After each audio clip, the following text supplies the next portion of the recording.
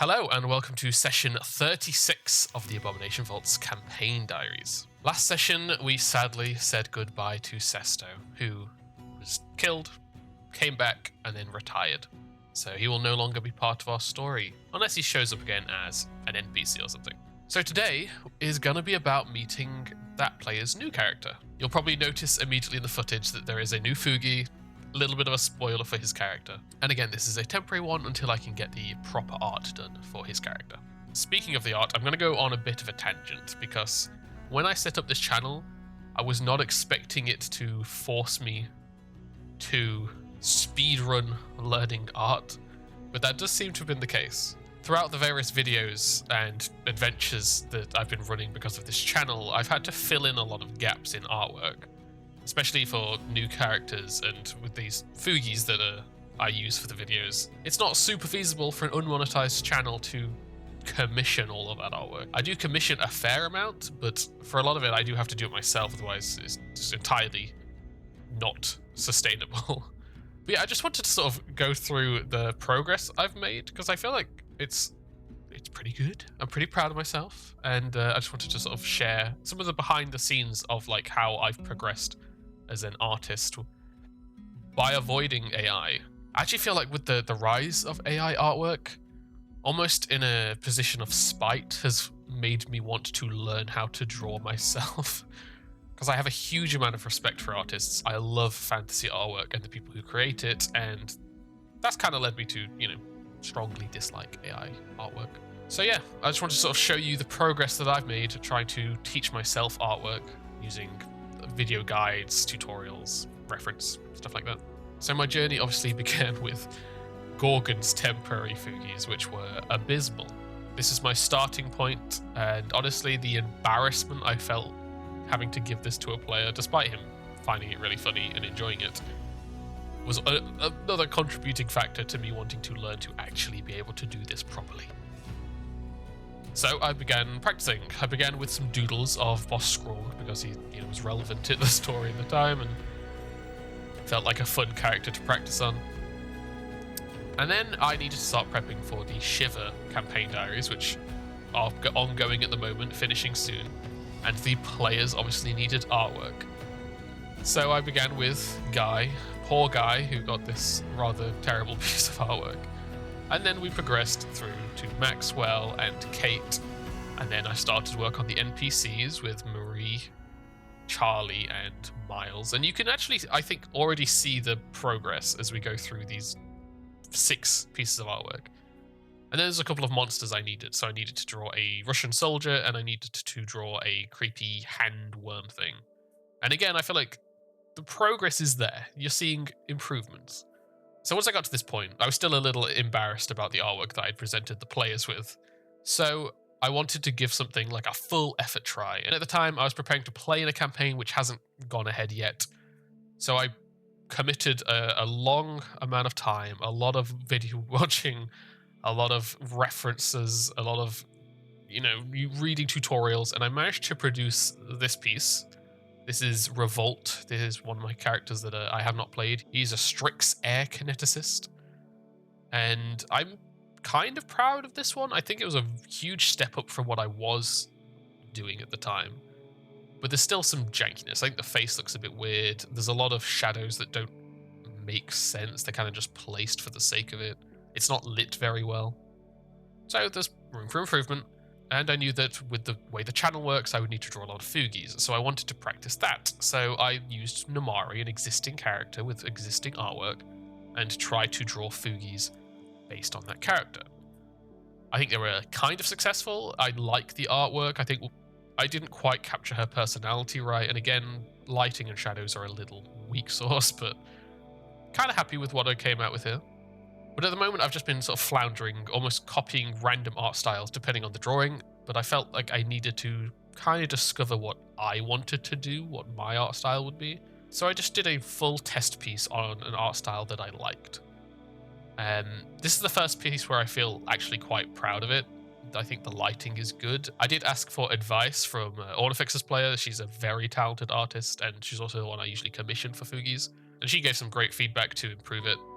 So I then took this art style and I tried to implement it to an actual piece of artwork with a goal in mind.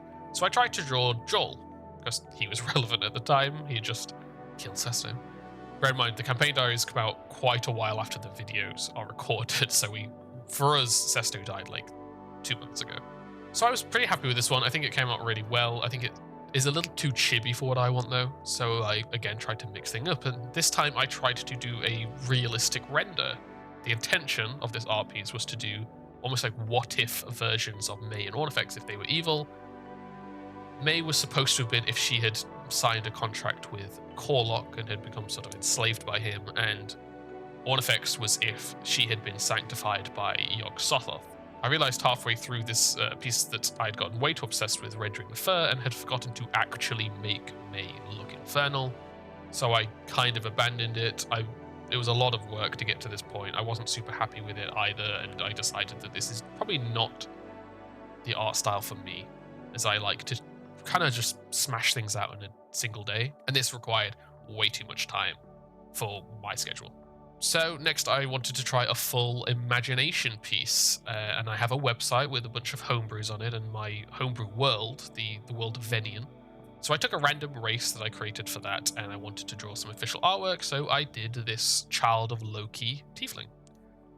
I think it's okay. I think the colors do not show it very well. I think it was a poor choice of colors there it kind of washes the whole piece out, and it didn't quite turn out how I wanted. I did intend on doing this in the original art style that I'd tried with the pilot, but somewhere along the rendering I kind of just slipped away from that, which is a little annoying. I don't have a whole lot of self-control, it would seem.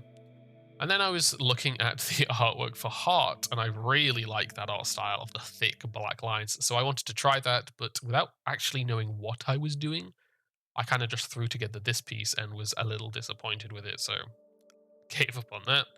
I gave up on a lot of things, I'm sorry.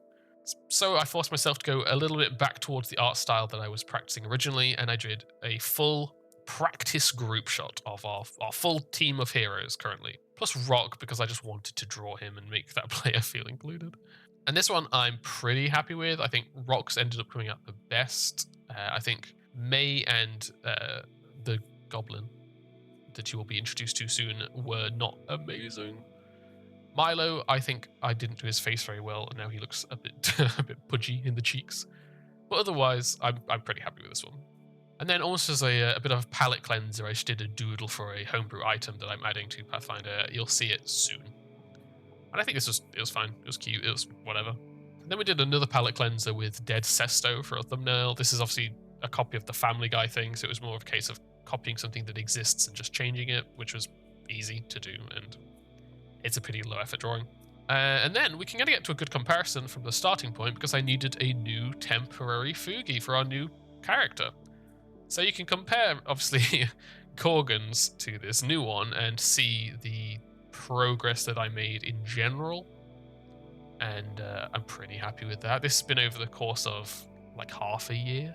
And then that gets us to our current position of my art skill, and I think I've finally lent properly into the art style that I like, and I've been working on Lancer pilots for the next mini-series. So we have these 3 sets of Fugis / character artwork for our Lancer pilots, and I'm getting pretty happy with them. I just need to keep finding the style. I need to add more detail. I find that I sometimes not necessarily run out of ideas, but I'm not sure how to present my ideas on the artwork yet with this art style. So it's just a case of keeping practicing. If things change again, or I end up doing a lot more artwork, maybe I'll do another showcase in a future video. But as of right now, this is where I came from, and this is where I've got to. So I'm pretty happy. But yeah, it was not something I was expecting this video to encourage me to do.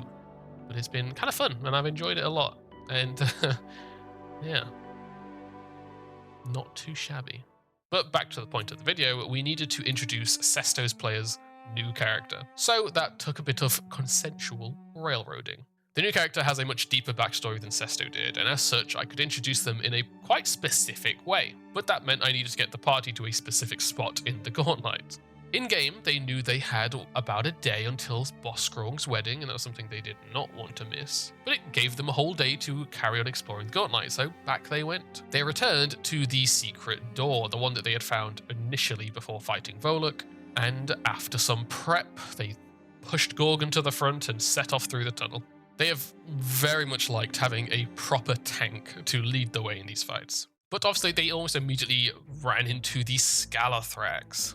They did actually notice it, back off, prepare for the fight, and then go in and sort of reinitiate the engagement themselves. But this fight was actually really fun. I enjoyed it a lot. There have been a lot of single, powerful enemy battles recently.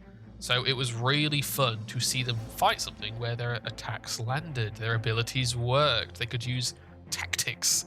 It was actually really refreshing to just have a nice fight where the party seemed competent. Because both me and the players enjoyed this fight so much, I've actually gone through some of the later single enemy fights and weakened that single enemy and added a few minions instead to keep the difficulty, but make it more engaging where they can land attacks and they can clear some enemies off the field. But the Scalathrax, they had fought one of these during the Dead Tide and it had kind of messed them up a little bit. Milo had gone down to it, they had been poisoned by it. So it was really cool to see them progress from nearly dying to 1 to being able to pretty handily defeat 2. Another thing that makes this difficulty a little better is that it gives all effects some breathing room to actually attack and not just heal, heal, heal, heal. The Scalathrax are also really fun to use. They've got some good ranged option, they've got some good melee option, they've got some fun venom that they can use. They could hit well, but they weren't devastatingly damaging. And they could climb the walls, which would create some new dynamic to the fight, where we had Mei scurrying up the wall after one, tripping it and slamming it back to the ground prone. It wasn't a long fight, but it was a fun one, quite a refreshing one. After the battle and some healing and some resting, the party obviously noticed the secret door that was the back of one of the sarcophagus, and this would lead them onto the Ghost Walk. Despite the agreed railroading, I did let them interact with this first, and they pushed it open and stepped onto the Ghost Walk, checking that out, but then I did direct them to go back through and up to the north to collect their new ally. But it was a very interesting find. Hey, can you see anything? What is it? That looks like a staircase down. But if I had to guess, it's like blocked by a blue aura or something. Looking at the light to the south, it appears to be a shimmering wall of ectoplasm. Now and then you hear a sort of shrieking ghost sound, and as you watch, you see little flickering skulls almost slamming into it as though they're stuck unwillingly creating this barrier. I want to recall knowledge. Do I know anything about this shit? Milo did recognize the Wall of Force and theorized that it was a modified version that was cast using necromancy instead of classic arcana, which is kind of correct. Ghost Walk was very tempting for them, and I could feel their desire to look around, but they did want everybody to be able to enjoy the game, so they went back through to pick up their new ally. So they went along the northern tunnel and came across the torture chamber. 3 5-foot square iron cages, the bars lined with spikes on the inside, hang from chains in the middle of this room. Blood-crusted manacles dangle from the chains on the west wall. A stout wooden table with more manacles anchored to it stands in the southwest corner, and on it sits a whip made of blood-red leather with a silver handle. Inside the chamber, there was a blue-skinned woman dressed in chains, a Velstrak named Volgrist.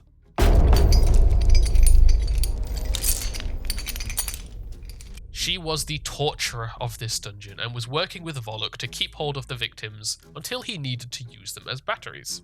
And she was under strict orders not to maim or kill the last remaining battery they had, which was a little goblin named Spook. So yes, Sesto's player's new character is a goblin called Spook. Spook is an unbreakable goblin and a swashbuckler with the Fencer subclass. They've taken goblin weapon familiarity so they can have a dog slicer. They are a bouncy goblin, and for their free archetype, they have chosen Ghost Eater. They also have assurance in acrobatics and assurance in deception. As for their background, they are a ruin delver. Spook has a more significant backstory than Sesto did, but I will let him explain that himself when it comes up in-game. Volgrist was extremely bored when the party emerged, and since she's been under strict orders not to torture anybody, she was a little nonchalant about their entry and basically just told them to leave. Hello. Why are you being pleasant? This is a dark, evil dungeon. As you say hello, you almost see like a look of disappointment, and it's like her eyes kind of go down a little bit. She looks back at you. What are you doing here? Mostly just exploring. Cleansing it. Well, please move along. She gestures to the door ahead of her. Please depart and never return. Volok sent us. He says he needs the next prisoner for the table. Make a deception check. Bam, +1. She gives you a aggravated look, and at first you think you've said something bad, but then she begins to mutter under her breath and starts heading over to the cell, pulls out a key, and unlocks it, and the little goblin slams into the ground as it's a 10-foot drop and takes 5 points of damage from the impact. And then she grabs the back of your shirt and begins to drag you along the ground. Almost throws you so you like scatter along the ground and like get pushed into the wall. Take him. Tell Volok I need more people to torture. This is boring as fuck. Okie dokie. We'll do that. I mean, I've got to live the torture, right? And I want to go over to the little guy and bend down to grab him. Hey, we're not going to hurt you, okay? We just want to get you out of here. We'll come back. We'll come back for your things. Okay. Let's go. After that successful deception, they hurried out the room and closed the door. As they hurried away, they did discuss going back to kill her, which was kind of necessary because Spook's equipment was all still in the room. Why didn't we kill her? Because we obviously need to get this guy out. We can go back in a minute, yeah? I guess so. With the risk of starting up an old argument. I mean, it was her room. Yeah, but we're here to purge the place, my man. You're a champion of a god. You should know what a crusade looks like. She did say, it's boring because she can't torture anything. I think she's bad. Yeah, obviously bad person. Someone who dresses in chains and stands unchained in a torture room is probably a bad guy. I'm gonna take your word for it. Anyway, who are you? Why are you here? Are you okay? Little goblin's just going to be staring at the spider thing. You think this thing's safe to eat? The oil that they secrete is toxic, but I think if you carve out a good piece and cook it well, you should be fine. He's going to put down the leg and look a bit disappointed. No. You hungry? It's been a while since I've been here. I've been kind of grown accustomed to the bugs I find in the cells and cages, and I do have some rations. I can give you a ration. How long have you been down here, do you know? Spook had been trapped here for about a year. I had Gorgon and Milo make society checks to recognize this fellow Atari native, and Gorgon did. Munching on the ration in one hand, extend a little goblin hand out to you, Milo. Name Spook, Ghost Hunter Extraordinaire. Ghost Hunter Extraordinaire? I'm Milo. Monster Hunter... sort of half decent, I guess. Seen you around the garrison before, when I was training there. Oh, yeah, probably. My dad used to train him. I think he's only trained me. Side, I was Yeah? too flamboyant. I think his words were too bouncy to be part of the militia. Yeah. That sounds about right. If things are not standardized, they're not good. But how did you end up here? Well, it was about a year ago, apparently a year ago. Year and a half ago, I don't know. An avid explorer came to town. Many stories of ghosts and things he's battled and fought. I think his name was Reginald. Reginald. Posh fellow. Big Mhm. talk. Rounded up a bunch of us excited about this place. Hearing ghost stories all my life, I've grown to love it. Hence the nickname I got, Spook. From my goblin Ah. friends. Yeah, he jumped at the chance to come join in here. Beat working at the fishery for a bit, but he turned tail. First sign of trouble, he was straight out. Left me and the rest of us in down here to, this. You said the rest of you. Where are the others? He got put in those cages when we first got here. Hadn't seen them since. Heard them for a bit. Not long after we got here, they stopped shouting. I stopped hearing their voices. Okay. Based on that story, Milo, you do recall a gentleman explorer coming to town a long time, like a year and a half-ish ago, claiming that he was going to, delve and finally solve the mysteries of the Gauntlet.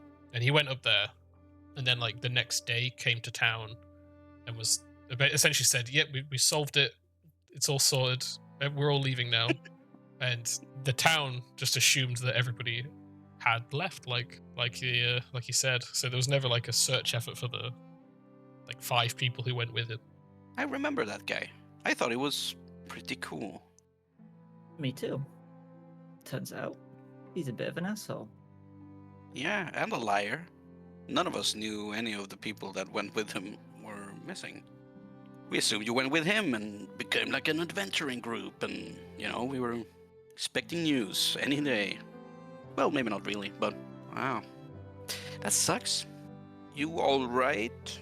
Today I'm feeling quite spry, thanks to this one here, getting me out of that cage. Extends a hand out to May. Nice to meet you. Oh yeah, nice to meet you too. I'm May. Glad to help. You mentioned your belongings.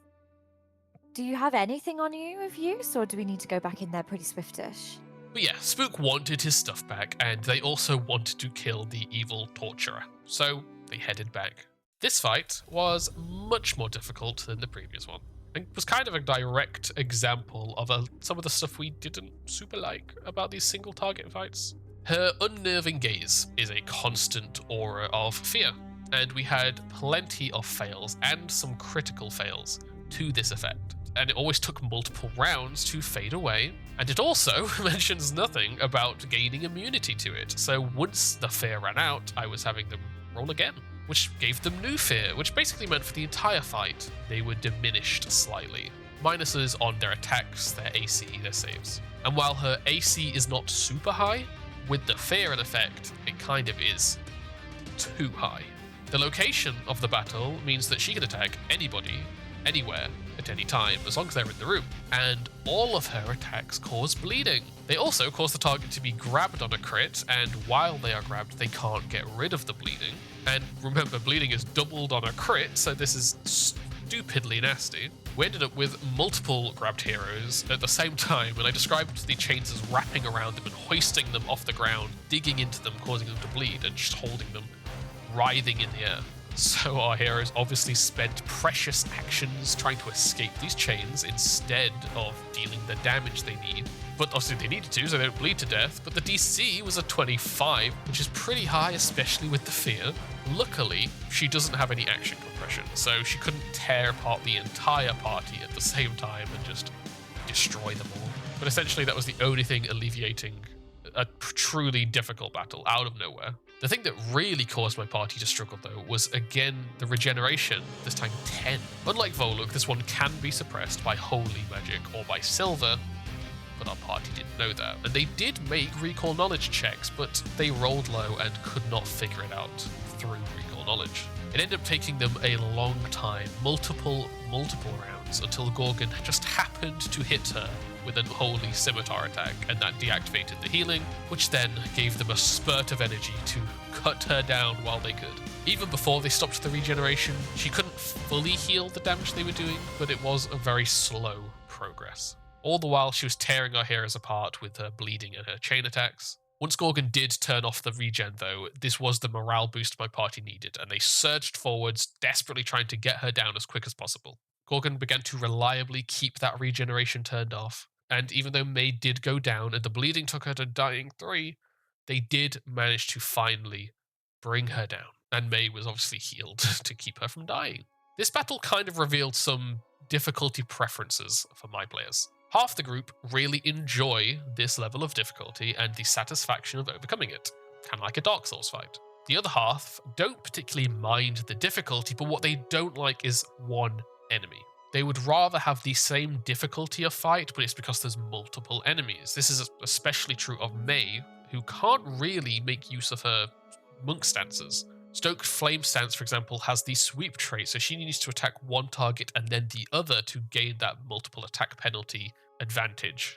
And this did prompt me to go through the rest of the dungeon, find those fights that were not significant characters or bosses, reduce them in difficulty a little bit, and then add a couple of minions to make the fights the same difficulty, but a different type of difficulty where they can engage with multiple enemies and actually clear the board a bit to gain momentum, to make the fight easier over time. Once the battle had calmed down, they grabbed their loot, they healed up, they got the nasty-looking ghost-touched whip, and then Ordefex was out of heals, so they fled back to Atari. Once they were back in Atari, Spook obviously had some questions for his rescuers, mainly, why were you there? What are you doing there? Like, cool, you got all this stuff out and we've just run away. But like, are you cool ghost hunters too?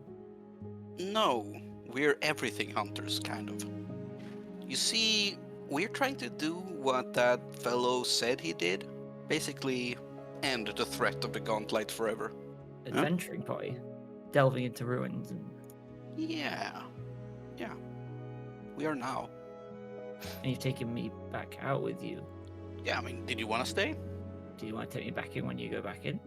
You could use the hands. You seem pretty good at stabbing things. I've got this cool fancy compass too. What does that do? Yeah, we're not at sea, though. It was going mad when we were inside that ruin. Spinning in circles. So it's broken. I'm gonna elbow Milo in the side. Ow. Just say someone's special compass is broken. The fuck, you track corpses? That's so metal. That is pretty metal. Also makes sense that it's pointing towards the Gauntlet and spinning around violently. There's a lot of dead things there. Well, yeah, that's good. Could come in handy maybe sometime. Yeah, you can absolutely come up with us, but have you got anywhere to stay in town? Maybe. I'm probably always welcome at Warnock with the fellow goblins down there. Okay. Will you be a returning hero now? Will they ask questions about your heroic deeds for the past year and a half? Maybe I might get a room somewhere at one of the inns. Since they had about half a day left, they decided that it was time to sit down and look through some of those notes they had found in the secret room of the Temple of the Canker. They decided that today they would begin with the research notes on the Gauntlet. So they learned about the Gauntlet, how it was constructed, how it functions, about how it's activated, and I did tell them about the fulcrum lenses. I wasn't super sure whether I should tell them about the lenses yet, but I decided that since that's a huge part of the end of the story, teasing it this early on with limited information is not a bad thing. I didn't tell them what they did or what the point of them is, just that they exist and that Belcora is scared to touch them even, but they are very useful for powering the Gauntlet to its maximum potential. And I felt like this was a good idea to keep the story feeling like a full, connected narrative. So we need to find these lenses. Yeah, and smash them. But I'm struggling with one thing here. Why wouldn't Belcora have changed out these lenses by now? It's not like she has been severely hampered by a stream of adventurers trying to stop her over the past 500 years. Something must be preventing her from... I mean, either she is dead, and like none of this is her doing, or she's stuck, like down below somewhere in some form, like as a ghost or as a, I don't know, something. There must be some reason why these lenses hasn't been swapped out, because presumably he doesn't have those lenses in right now. None of them. I mean, That's it what also said they're incredibly powerful and she needs to take care how she is even handling them. Yeah. So maybe there has been an issue, or it's just so difficult to move them. Yeah, but if it's so difficult to move them that she hasn't managed it in 500 years or whatever, that seems pretty unreasonable to me. I wonder what hindered her all those years ago. Maybe dying, but whoever is trying to fire it, be it Volok or anyone else, they haven't managed to get it operational. Not fully. No. So Volok was just doing battery management, whereas somebody is activating it deeper in. Okay. Yeah. So be it Belcoro or someone else, someone is down there pulling the trigger. Or something. I guess whenever we go back in, we just have to make sure there's no more people on that table, right? No people means no power? Could also be rooms like that spread throughout, you know, there could be further down. True. But it also doesn't strike me as a very organized place. As we've gone through it, it seems like all of the occupants, or most of them, they're doing their own thing. It's a dormant structure. There's no organization. It's not like a cabal of evil working together.